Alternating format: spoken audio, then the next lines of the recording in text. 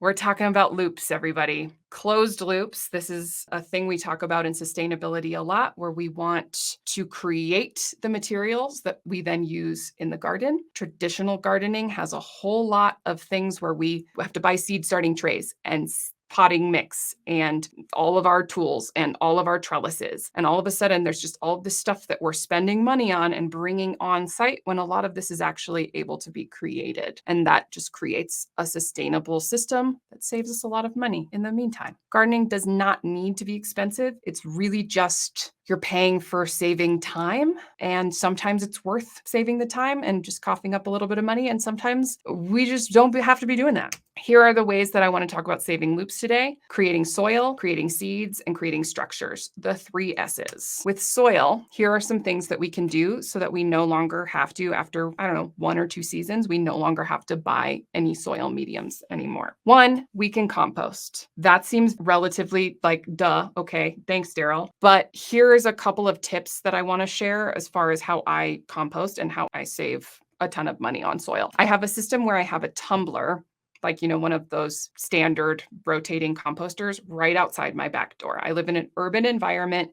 People who compost in urban environments, maybe rightfully so, are a little sensitive about potential pests and attracting pests. So rather than having like a big open system right by my door, I have a closed tumbler that's raised off the ground, because a lot of those vermin and pests are agoraphobic and they're not going to climb up into the compost tumbler. That's right outside my back door, so that when I have my thing of coffee grounds in the morning that I'm ready to just dump out, it's just a quick dump. What I also do is I have a $30 paper shredder that all of my junk mail goes through, my toilet paper rolls, my paper towel rolls, sometimes like and I wouldn't put like a full cardboard box through a paper shredder, but things that you find that are carbon based, throw all of those through the paper shredder and then use that as the brown material in that thing right outside my back door.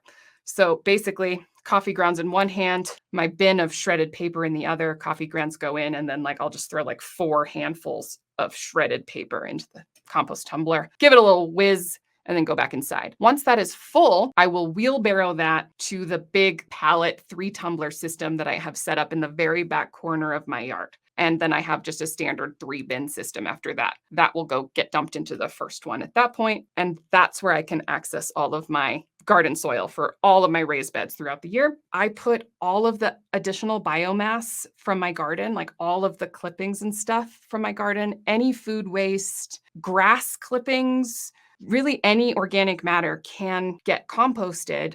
So I think the issue a lot of the times is just the convenience of getting back there with your stuff or the space. So I found this workaround to really work for me, where I have the convenient daily drop off and then just taking that soil over to my back corner every day. It allows me to still produce a really large amount of compost in my urban yard. That being said, once we've considered just creating soil, building it from scratch with compost, we can do a lot of stuff right in the bed. And that is basically these 3 things that I've put here: sheet mulch, chop and drop, and leaf mulch. Sheet mulch is what it sounds like. It's just like creating layers of stuff in your bed. This kind of goes back to that lasagna gardening thing I was talking about, but I'm not really talking about filling a bed from the bottom to the top. I'm talking about just adding another layer at the end of the season or beginning of the season to break down, so that we're just building soil slowly over time. What I would do with this is just adding a layer of shredded shredded leaves. That's what I have in here. Leaf mulch, whole leaves, even if you don't want to shred the leaves. You can also use, and that's what chop and drop is, that 3rd one there. You can also just use the fresh clippings from your garden. So I always cut all of my plants down at the base and then just start kind of chopping them up and spreading them like a sheet of mulch in the winter, letting them break down throughout the entire season. And that prevents that soil loss. Seeds. This one is fairly straightforward. We should be saving our seeds. And if we're not saving all of our seeds, because sometimes that can get a little overwhelming, we should just have fun and attend our local seed swaps. So I only save seeds from I think I have 4 or 5 really amazing, like my tromboncinos that I absolutely love. I save those.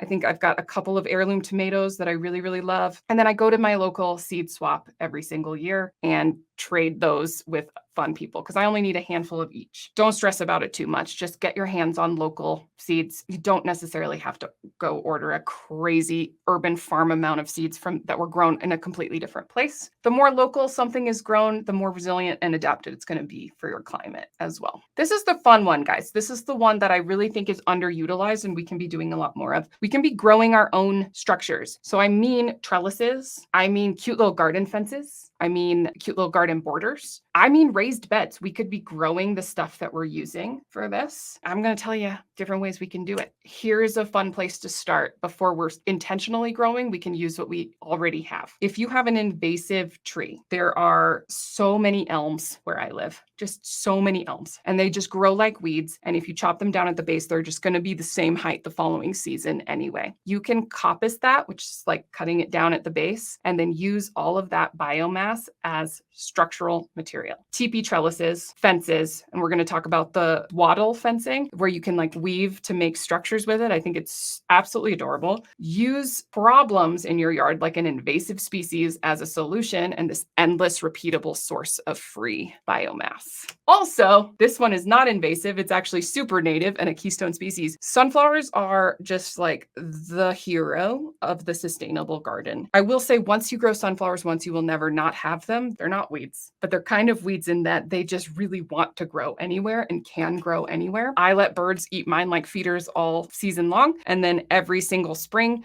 I have this like great sunflower reckoning where I have about 800 seedlings just emerging like in all places around my garden and like in the middle of pathways and just everywhere. And I have to pull the ones that just don't make sense to be where they are. And then I let the rest of them stay. But they are a native keystone species to most of the United States. They help birds, butterflies, just about as many species as a species can. That's what keystone means. So one, just having them in your garden is hugely beneficial for habitat. Obviously, the yields are edible. I don't really worry about that much, though. I let the birds eat my seeds because I like watching them. But you could maybe put some nets over a couple if you want to harvest the seeds for edible. And then the thing that is not talked about enough, the thing that I'm really excited about is that sunflowers are like an endless source of biomass because they grow huge and then those stalks dry out and become basically like really lightweight sticks that you can use in all manner of ways throughout your garden. So you can use them as that like wattle fencing. You can definitely use them as teepee trellises, and you can use them as mulch in your garden as well. So here are 3 visual examples of how you can do that. I think you could probably put dried sunflower stalks just through a standard leaf mulcher and get a